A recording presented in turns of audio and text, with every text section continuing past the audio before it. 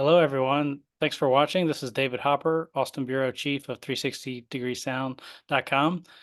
In this installment of our South by Southwest Artist Spotlight series, I'm joined by Aleighcia Scott. Aleighcia is a reggae singer-songwriter based in Wales. She's toured throughout the UK and has wowed audiences at Glastonbury, Latitude, and Boomtown festivals. She has performed in Jamaica as well, and she hosts a regular show on BBC Wales. Aleighcia, thanks for joining us. Thank Uh, you for having me. It's really nice to be here and have a chat with you. Great.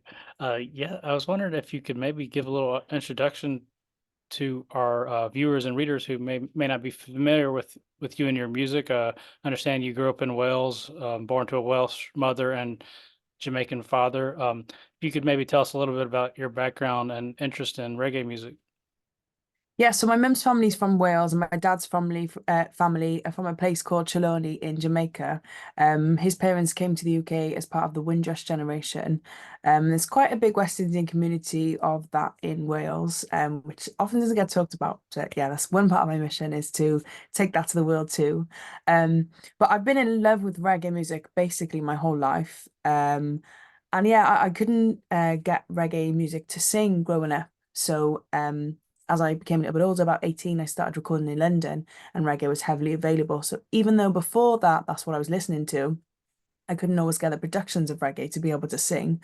And yeah, as soon as I found kind of spaces in London, that was kind of it for me then. Reggae was just what I was recording and this, I haven't stopped since. Um, yeah, and I've been full-time in music for 10 years next year. And we recently released last year my Windrush Baby album, produced by Rory Stonelove in Kingston, Jamaica. So we're just about to tour that, and South by Southwest comes into the middle of that whilst we're touring, is part of the tour for us as well. Awesome. Yeah, I was reading a little about the Windrush generation. I wasn't familiar, but yeah, so a whole generation of Caribbean people immigrated to Britain. What was it, between the like in the 40s through the 70s? Is that right? Yeah. Yeah. So it was basically after the effects of the war, Britain needed help to build the country back up. So they invited people from the West Indies to come over and to help them build the country back up.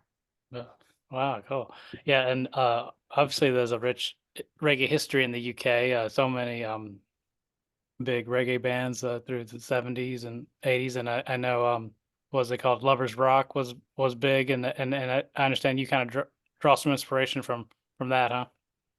Yeah, definitely. So, with influx of people from the West Indies, predominantly Jamaica, coming to the UK, obviously they brought reggae music with them, and it's kind of like an amalgamation of cultures. They then created Lovers Rock, so that's been a massive part of everything I've done. Because growing up, my family was heavily into Lovers Rock, so definitely inspiration from people like Louise and Marks, Gina de Bambo, those kinds of people. Hmm. Yeah, still talk a little bit about your album. I really enjoyed it. So you like you said, you flew to Kingston, recording with acclaimed producer Rory Stonelove.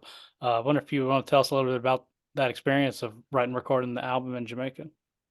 So Rory's a massive legend for production, but also as a selector, a sound system selector, one of the biggest in the world. So I had a message one day on Facebook, I think it was at the time, quite a few years ago, maybe about 6 years ago, and he said, "I really want to do some work with you. I've seen some of your videos and seen some of the music you've put out, and heard some of the music you put out. Sorry, but I want to do a project, and that would mean you'd have to come to Jamaica." But at the time, my auntie lived not too far from where Rory was recording. So a couple of weeks later, I got on a plane and then we just started from there, really. I feel like musically we kind of gelled straight away, and I'd already turned up with some stuff I'd written on the plane. So we were basically just ready to go. And in the first 18 months, we had a whole album together. But because the first two songs were such a level for us, we got rid of all the other ones we made because they didn't quite match our level and started again from scratch. Okay, cool. Yeah, I wonder if you maybe talk a little bit about what Rory brought to the album, like his production techniques and kind of, ear for the sound you were wanting. So Rory's ear for music is phenomenal. So obviously, being with sound for absolute years, he already knows in the first 20 seconds whether a song is going to go well or not within a dance or within any kind of musical space. So that was really, really helpful because his production here is also just as amazing. So putting all that together in one. And then also as a teacher, so aside from in the studio, he would then play music around and I'm hearing songs maybe that I hadn't heard for years or maybe I'd never heard before. And it's just like an overall teaching was really great to be a part of. Hmm. Yeah. Uh, yeah, I was wondering if we could maybe talk some about the song "Hey World." I understand that was about the kind of changes we've seen in the world and kind of the need to come together and work together for a more just world. Kind of I guess socially conscious song. Of course, there's a rich history of that with reggae. Yeah, if you want to talk a little bit about your inspiration in writing that one. Most definitely. I feel like for me, reggae is message music and always has been. So it's important for us to use our spaces to be able to send the messages. And I think wherever anybody is in the world right now, they can relate to things that are going on within that song. Mikey Bennett, who is just renowned at being just amazing with any kind of musicality, he came to us with that song and then we kind of just hashed it out together. And we just thought it was really important for right now, for everything that's going on. Yeah. Let's see. Yeah, I understand you're also a media personality, working at with BBC Radio Wales. What is it you do in that role? Is that like a reggae show or? Yeah, so I have a predominantly reggae show, but we do kind of mix the genres up sometimes as well. And that's weekly on a Thursday on BBC Radio Wales every week. And then I cover for David Rodigan on BBC Radio 1 Extra whenever he's away. Okay, cool, very cool. Yeah. So you said that you mentioned before we started the video that it'll be your first time in South by Southwest. Is this also your first time in Texas or? Yeah, I've never been to Texas before. I'm really Okay. excited. Yeah. I think I've been to a couple of places in America, so I'm really excited to explore. Heard the food's amazing, but I heard Yeah. South by Southwest is amazing, so I'm really excited to be a part of Yeah. it Yeah. this. It's a lot of fun. Yeah. Yeah. Definitely known for our tacos and barbecue. I've been um, told the chicken wings are really good, so yeah, yeah. I'm Yeah. excited. So I guess what do you kind of hope to get out of the your South by Southwest experience? Is any like I don't know if you're looking for like a booking agent or anything like that. Well, for us, our American audience is growing. It's actually my second biggest audience in the world next to the UK. And I would say half of my UK audience is the amount my American audience is, and it's ever growing. So for us, we really want to start to reach those places where the people are listening to the music. So we'd love to do an American tour next year. So it'd be great to maybe find an American agent or American promoters, and just kind of, yeah, build our presence in America and see how that goes.